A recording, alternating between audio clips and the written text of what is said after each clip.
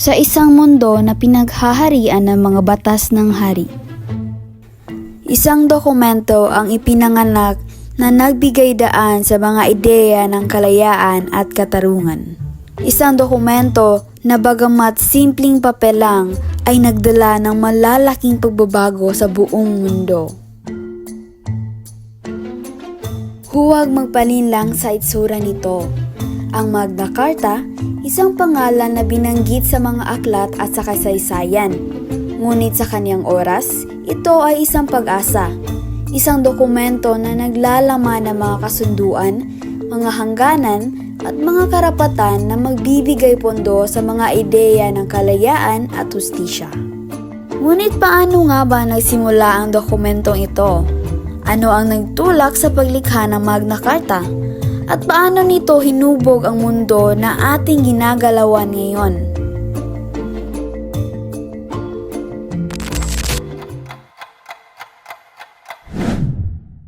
Taong 1215, si Haring John ay namumuno sa England. At sabihin na lang natin, hindi siya ang paboritong hari ng kanyang nasasakupan. Mataas ang buwis, maraming pang-aabuso, at kahit sino, mayaman man o mahirap ay walang ligtas sa kanyang kasakiman.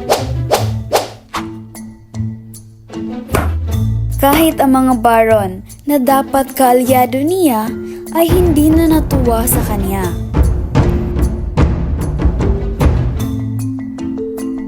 Hindi lang nagreklamo ang mga baron, kumilos sila.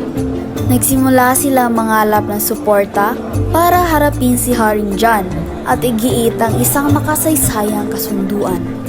Hindi lang ito tungkol sa kanilang kayamanan, ito ay tungkol sa hustisya. Ang mga tao ay nagugutom, habang ang hari ay patuloy sa pang-aabuso. At kung akala niyong masama na ang pagpapatupad niya ng buwis, mas malala pa ang kanyang pagmamalupit kahit sa sarili niyang pamilya.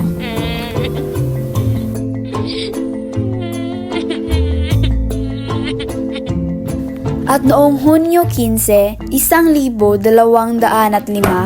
hinarap ng mga baron si Haring John dala ang isang dokumentong babago sa kasaysayan, ang Magna Carta. Si Haring John, bagamat labag sa kanyang loob, ay walang nagawa kundi pumirma.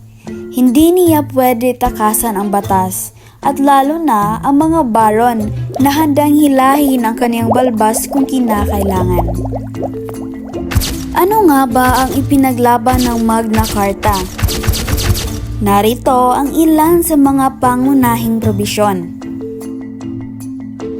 Justice shall not be sold, delayed, or denied. The king cannot impose taxes without consent. No one shall be imprisoned without a fair trial. Bagamat hindi agad nasunod ang Magna Carta, naging pundasyon ito ng maraming batas at konstitusyon sa buong mundo. Sa madaling salita, ang Magna Carta ang nagturo sa mundo na kahit ang hari ay hindi dapat mas mataas sa batas.